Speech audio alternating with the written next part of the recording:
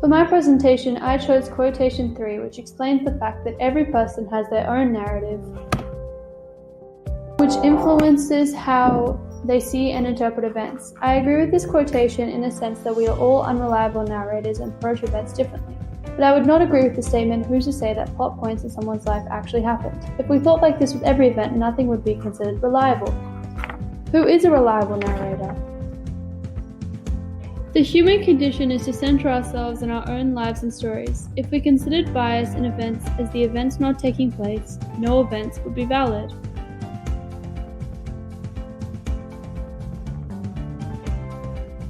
In Atonement, Bryony centers herself in every situation possible. This could be argued as the human narcissistic mindset, but Bryony was especially biased in the way she approached unknowing. Her Christian, youthful, and naive narratives play a substantial role in how she responds to certain scenes. It is less like seeing, more like knowing, as she says. Ewan writes Bryony as a naive young girl who craves linear stories, happy endings, and order. The audience is positioned to dislike her as she ruins the underdog hero Robbie's life. McEwan then uses the concept of subjectivity to control how we see his characters. He plays God in deciding how we, the audience, subjectively view Bryony in a negative light and Robbie in a positive. An extreme form of the human condition. The human condition, much like Bryony, craves happy endings to give hope in their lives and demand control in order to understand situations. It is human nature to crave happy endings to give hope and an escape from our lives. Shows in her lack of understanding of the fact that there is no room for another starring role in everyone's story. We are singular centers of our narratives with certain reoccurring characters.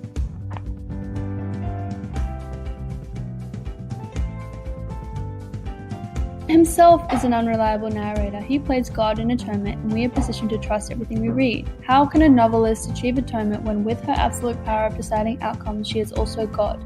There is no one, no entity or higher form she can appeal to or be reconciled with or that can forgive her. Ewan uses techniques to explain why Bryony and readers are the same, representing the human condition.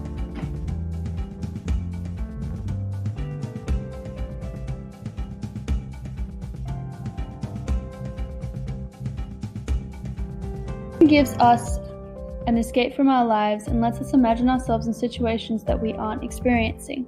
We form opinions on characters and immerse ourselves in the plot. We put our whole trust in the author to create another world for us to experience. McEwan uses light and dark in portraying a sense of the narrator's unknowing and unreliability throughout the book.